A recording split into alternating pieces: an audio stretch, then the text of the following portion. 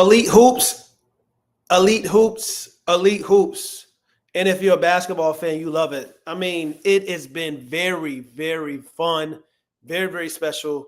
As a fan, as an analyst, as a person that loves the game of basketball, it's been so much great basketball going on. It's been a lot of conversation, a lot of talks around individuals in the game of basketball as well. Paige Bueckers, as she's going to the Elite Eight to face USC, which would have been even a more powerhouse game than it already is if Juju Watkins did not suffer that crazy ACL injury. But Paige Bueckers had her career high with 40 points last game. She put on a show. She was phenomenal. She was scoring at all levels on the basketball court. Paige Bueckers is going to be one of the best combo guards in the WNBA sooner rather than later.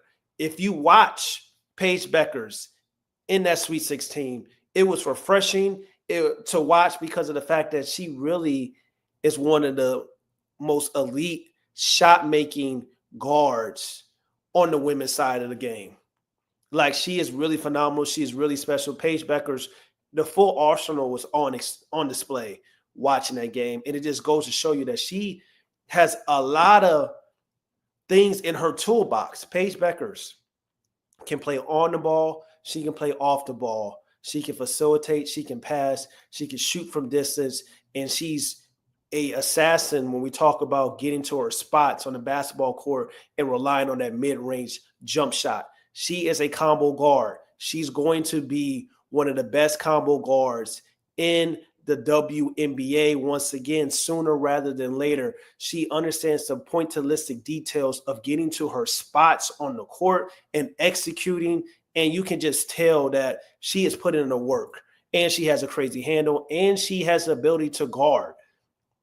She is going to be a special player at the next level. She's putting it on full display right now in the March Madness tournament, and hopefully she's going to be able to go out and go to the Final Four and potentially capture a national championship. But she is phenomenal. She is a bucket. She is really cold, straight baller. Like, it doesn't matter what angle, what spot, what type of shot, she can really get into her bat. She is an all-around scorer. She has an all-around game.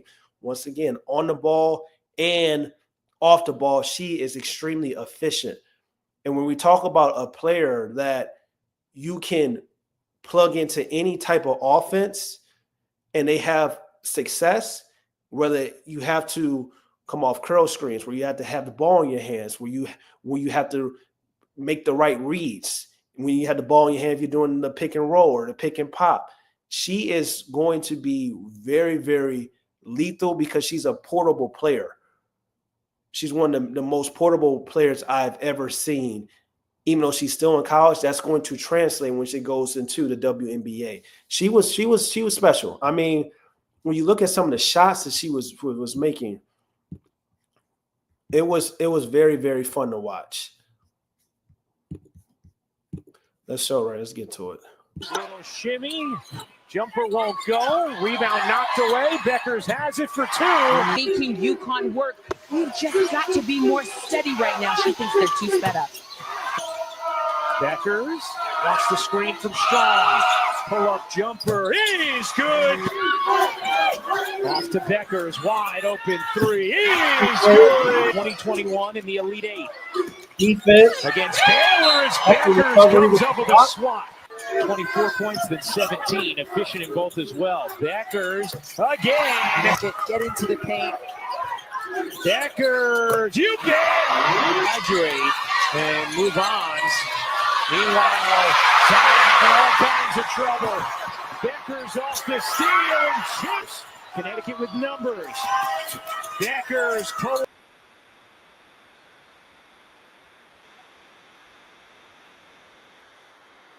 Like, she's a problem. She's a force. And that was just a little bit of the game where she dropped her 40 and some of the highlights.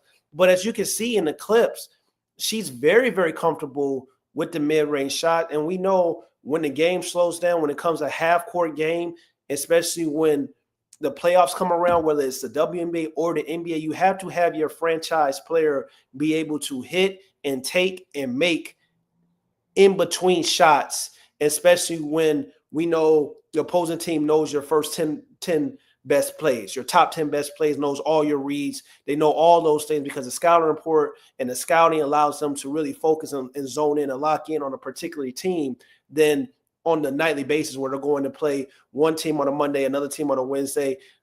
Teams and the scouts and coaches, they really get to lock in for us when it's time for series. That's why the game slows down. That's why all the teams knows your favorite best players, best moves, potential offensive sets, all those great things. So you have to have your franchise player be able to go and develop into a half-court bucket getter, bucket machine. If you already have your game tailor-made to that, then that's going to help you in the long run as well. But Paige Bueckers is a straight baller. She's going to be a problem. She's going to be a force.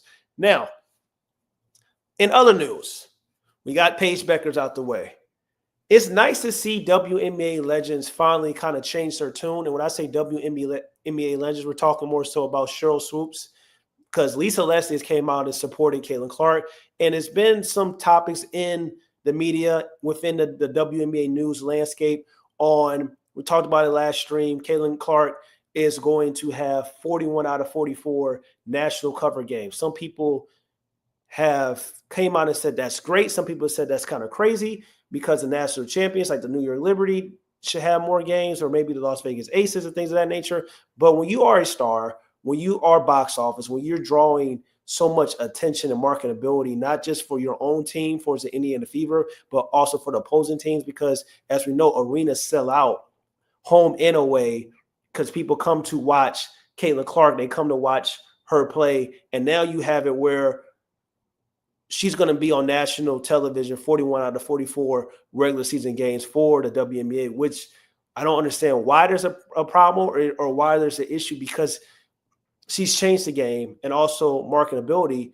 You get to see the talent. You get to see the teams that she plays against. You see the players that some people may not know, especially if you're casual fans and just getting really used to the WNBA product. That is all very important. And Lisa Leslie came out and basically supported Caitlin Clark, and basically, as she is quite done with all the younger players, whether it's Angel Reeves, whether it's Caitlin Clark, she comes out, she supports them, and she talks about things. And it's just a joy to see, because if you look on the NBA side, we don't really see that. We see more of the WNBA legends supporting these rookies in comparison to the older heads in the NBA, not necessarily supporting this generation. So when you have a Lisa Leslie come out that is constantly showing her support of Caitlin Clark, Angel Reeves, Rakia Jackson, all the younger generation that's up and coming in comparison to the NBA legends like Shaq and Charles Barkley that constantly shit on the product of today's game. It's refreshing to hear. It's refreshing to see. And we also need people that can really eat crow a little bit and just say, like, yeah, I was wrong, or change their tune. I'm not going to say that necessarily that Sheryl Swoopes was wrong, but we'll dive into that a little later. But this is what Lisa Leslie had to say when she was talking about Caitlin Clark. I'm sorry. Have to get into. I think it's all about money, marketing, and we cannot deny what Caitlin Clark has done for the women's game. I'm not going to act like it's something that we don't see.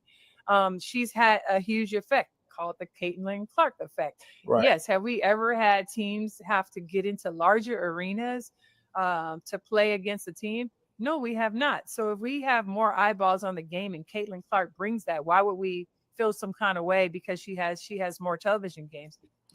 And that's when it comes to the logic approach. A lot of times when we've watched the WNBA, where we hear analysts or we hear people commentating on the game, and we hear former players or just some of these analysts that cover some of these WNBA teams, it's a lot more personal approach based on they're standing for favorite players, they're standing for certain agendas, they're standing for things that make them feel right personally. But when you have when you have the ability to cover the sport of basketball, you have the ability to be around players, when it's your job to talk about and highlight the WNBA, and highlight the NBA, or highlight basketball in general, you should take on that responsibility and hold that very dear and important to your heart, because it's a job to be unbiased. It's not, and too many times we see NBA legends covering the game, or analysts covering the game, or on the WNBA side, and beat reporters and things of that nature. It makes sense more so when a beat reporter, when you're covering a certain team, they're going to kind of be pro their teams. But when we hear people that's job is the general coverage of the sport of basketball, whether it's the men's side or women's side, when we hear people talk about things that have nothing to do with the game of basketball, or when it's trying to promote their biases for a certain player or against a certain player, that's what I tend to have a problem and an issue with. And Joseph, I'm gonna get to you in a second. I'm gonna get you right now, actually. Paige and Caitlin were the original rivals since high school, but due to injuries.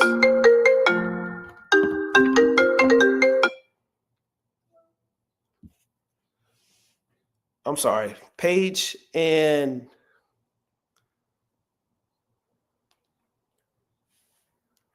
Caitlin were the original rivals since high school, but due to injury, they should have entered the W together.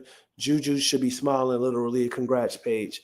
I agree, because they both came out, and I wouldn't necessarily was it originally rivalry, because of the fact of the matter, if you watch Caitlin Clark and you watch Paige Bueckers came in with the machine. The machine was UConn. The machine was the marketability. The machine was Paige Bueckers was supposed to be the best basketball player in the women's sport and the women's game. Yes, Caitlin Clark had to kind of ascend, because he took an Iowa team that was a mid-major program and brought them into the national limelight due to her overall game and production on the basketball floor.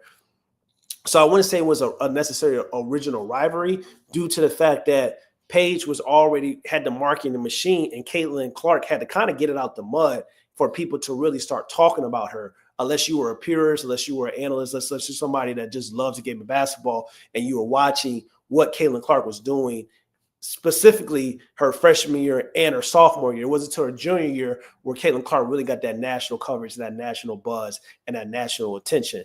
Now, did Paige Bueckers' injury have something to do with the kind of eyeballs being more so on Caitlin Clark? One can say that is true as well, but both of them were supposed to definitely come out at the same time. But unfortunately, like Joseph said, due to that injury with Paige Bueckers, she's still remaining in college.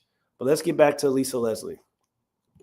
I think we have to understand that when one player eats, we all eat. And as we all get more opportunities, it just opens it up for everyone else. And I think Caitlin has said that even herself in certain interviews. And I love that. I love that she's not the player who's like, it's all about her. It's not. She's giving love and homage to those of us that have come before her. She shares the wealth with her teammates, and she doesn't have to do that. So I just don't, again, I don't know what the big deal is about the fact that Caitlin is getting a lot of love. She deserves that, and she's helped change this game just as a lot of other players have. But it is what it is. And I think that we are all benefiting from the effects that she's had on the game. And I just appreciate the way she shows up. Listen, she's a competitor. She's a trash talker. She makes players around her better. Fact. She's exciting to watch. And quite frankly, I've missed seeing her. Being at Unrivaled, I wish that she was there. Like, I've missed seeing her play. So I really look forward to seeing her back out there.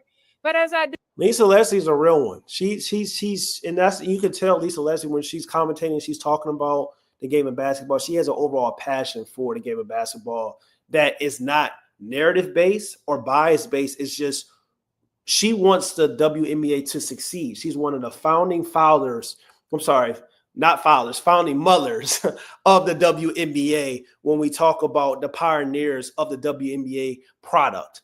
Like, it was her, Sheryl Swoopes, Lisa, like they all had this sole responsibility of helping the WNBA grow into what it is now. So it's very important for Lisa Leslie because she has a connection that most people don't have because of the fact of that importance that she had to have and had to hold and had to bring, and as one of the early faces of the league, of the WNBA. So when she sees somebody like Caitlin Clark that's bringing eyeballs to television screens, computers, laptops, iPhones, MacBooks, whatever you want to say, and also people going to watch and bringing people into the seats, whether it's the Indiana Fever home games or a New York Liberty away game. People want to watch Caitlin Clark play. And what that does is that marketability is a great push for all of the players within the WNBA. So she's a real one. And we need more people, legends like her, that's going to cover the game and be honest about what's actually going on, and also have that passion for the entire basketball landscape and not just talking shit on the products. Now, okay, Sheryl Swoopes, she surprised me. This is the second time in the last couple months that Sheryl Swoopes has really gave Caitlin Clark her credit. And I wanted to say this, just like what I just talked about Lisa Leslie, it's been in the game of basketball. People have got millions of dollars covering and hating on certain individuals and players within the game, whether it's stars, whether it's legend. And everybody, when your game is front and center, everybody can have some type of critique, whether it's positive or negative, if it's centered around basketball. But unfortunately, we know that things aren't necessarily centered around basketball, whether on the men's side and the women's side. So you have somebody like Sheryl Swoopes has been coined as the Caitlin Clark kind of hater a little bit. But when I want to give credit to, just like we put emphasis and highlights when Sheryl Swoopes says something that's kind of off the wall about Caitlin Clark, it's very important for analysts and people that cover the game and love the game of basketball to give credit to when Sheryl Swoopes said something positive about Caitlin Clark as well. And she came out and said that basically the Indiana Fever can potentially be a title contender this upcoming season. And I think that's 100% fact. They have the best and the most electrifying backcourt in the WNBA. And I think that's going to continue, even though Stephanie White, her offense has always been kind of centered around the bigs in the WNBA, inside out. But I still think she's going to let Kelsey Mitchell and Caitlin Clark cook, especially on the perimeter, due to the fact that they like to play a very fast-paced game. We know also as well, DeWanna Bonner is coming over. She's a little bit older as well. But let's hear what Sheryl Swoopes said about the Indiana Fever.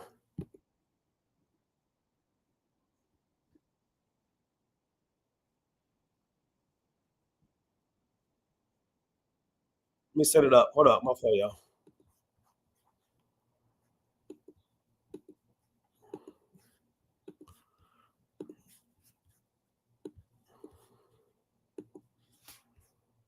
The team that I feel made the biggest moves, maybe even the best moves, that would be the Indiana Fever. I think the Indiana Fever went from just being in the playoffs last season to potentially winning a championship. You had the OG DeWanna Bonner, who plays both ends of the floor, who's a competitor, Natasha Howard, who's another OG. 18-7, Natasha Howard. And then you're bringing back Aaliyah Boston, who continues to get better every single year. Can we talk about Kelsey Mitchell, who is just a walking bucket? How much stronger Caitlin got in the offseason. You know, she was in the gym working on her game.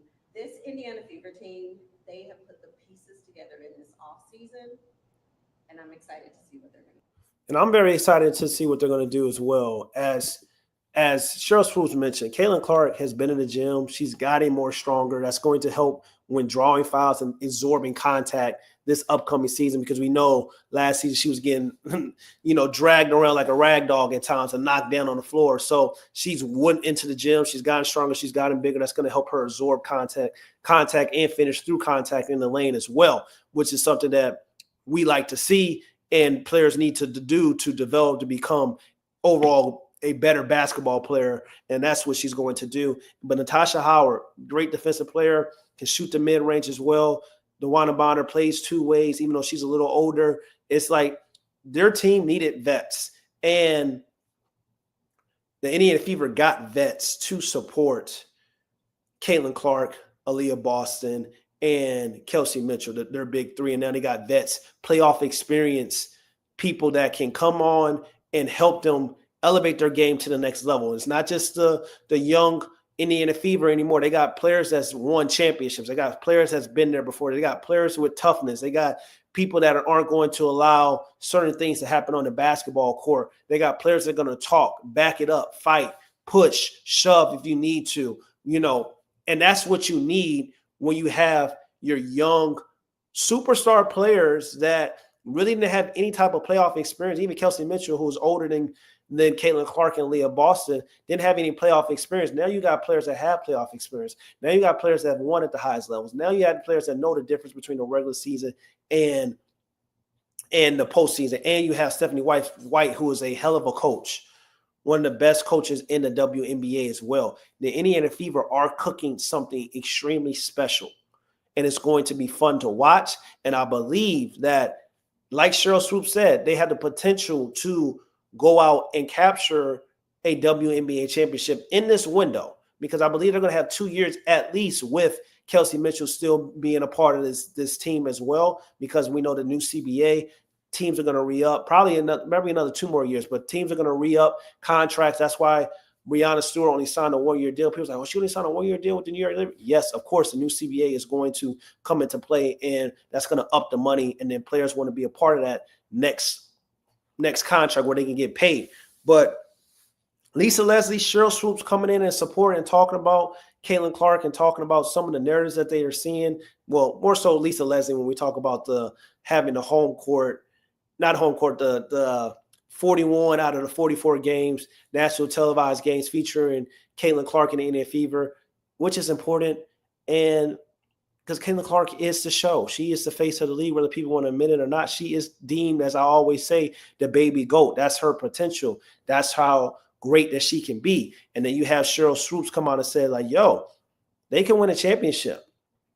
Maybe not this year. She said this year, but like, I can see them winning a championship in the next 3 years. And it's great to see that the Indiana Fever did not get content with just being a playoff team, as we have seen some teams with young rookies, young dominating talents and things of that nature. It's just kind of like Caitlin Clark's greatness is only going to take them so far, because at the end of the day, you need to have a roster that can benefit not just Caitlin Clark, but the entire team, that can also give her help when it's needed. Too many times we saw when Caitlin Clark and Kelsey Mitchell wasn't scoring the basketball, it was no really flow within the offense. And now you have Natasha Howard who can go out and get you 18-7, and you got DeWanna Bonner who can hit big shots and go out and get you 12 points per game.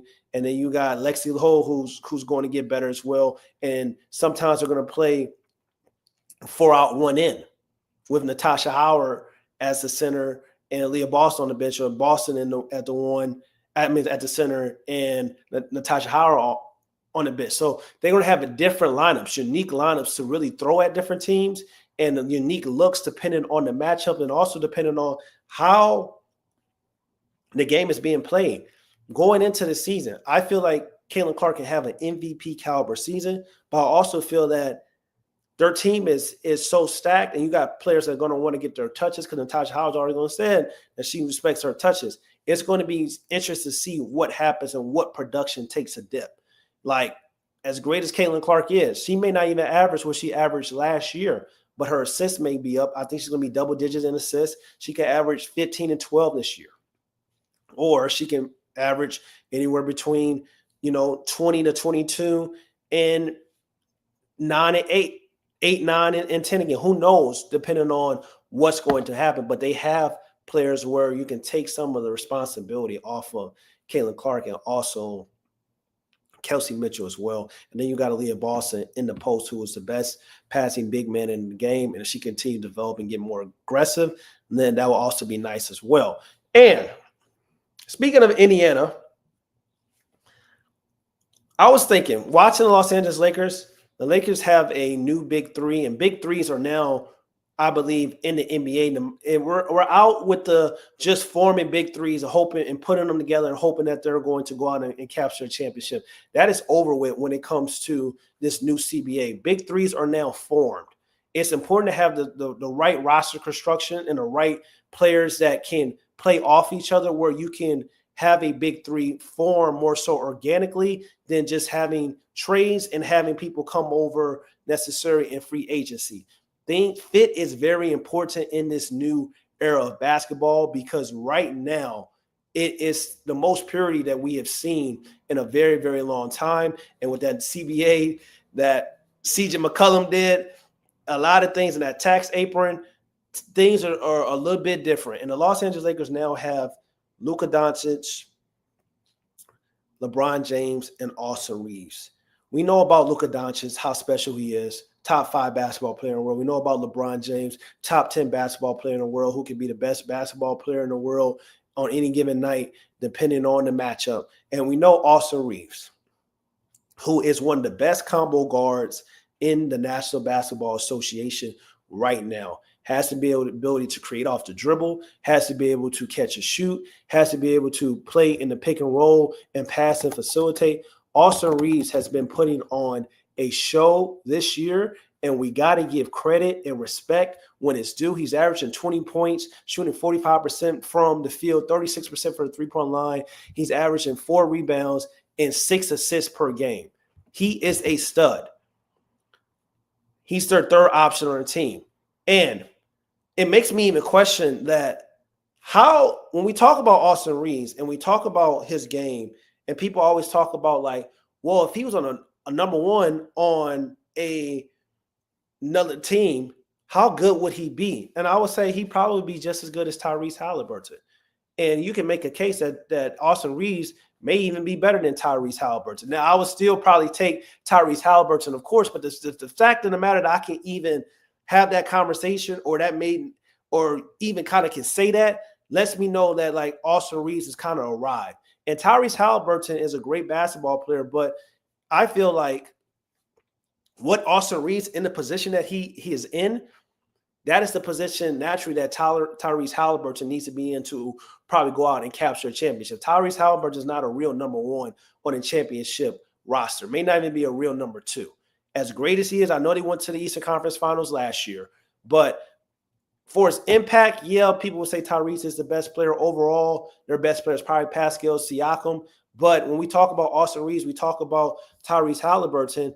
Austin Reeves averaging 20 points right now, 45 from the field, 36 for the three-point line, and he's 4 rebounds and 6 assists per game. Tyrese Halliburton, he's averaging 18 points, 3 rebounds, 9 assists per game, 47% from the field. That's what he's doing. That's what he's on. And he's shooting 38% for the three-point line. Like, he's been playing well. But the conversations that were surrounded by Tyrese Halliburton, he's a top 5 point guard in the game. And I was telling people, pump the brakes. Let's not get ahead of ourselves. The fact that I can have a conversation or ask this question, is Austin Reeves better than Tyrese Halliburton, just shows you how great Austin Reeves is, and also how the hype around Tyrese Halliburton was a little too much. And I think Tyrese Halliburton is a phenomenal guard, a phenomenal player. But I believe he is the modern version of a true point guard. His creation ability is not like Austin Reeves. His creation ability needs to improve. And his overall passing and playmaking ability, he gets to the paint, he makes the right reads, he looks to pass first. So it's a different type of playmaking than creators like a Luka Doncic or Trae Young or even an Austin Reeves, because their creation ability is centered around them really creating off the dribble and the defense sucking in and trying to guard them, and then they're passing and making the right read. Tyrese Halliburton, he gets to the paint, dribbles a lot, finds an open man. That's more his makes the right reads, finds the right cuts. That's more his playmaking style. But the fact that I can even say that or throw that even out there and say like, yo, Austin Reeves, Tyler Hero, Tyrese Halliburton, they're all kind of in the same kind of like tier. You know, some people may say I'm going a little bit too far, but the fact that we can have that conversation or even I should suggest that, just lets me know how cold Austin Reeves is, and he's phenomenal. Los Angeles Lakers has been phenomenal. But it's your boy, Mike K. Smith. Make sure you like, comment, and subscribe. Shout out to all my true tellers hopping in the chat. Remember, faith without works is dead. Trust in the Lord with all your heart. Lean not to your own understanding. Always acknowledge him, and he will direct your path. Hope you guys have an amazing week. God bless. Please lock in. Follow me on and subscribe to the YouTube. Also follow me on AKIS NBA. All the social media platforms, talking about NBA, WNBA, all basketball. I love y'all, man. I'm gone. Peace.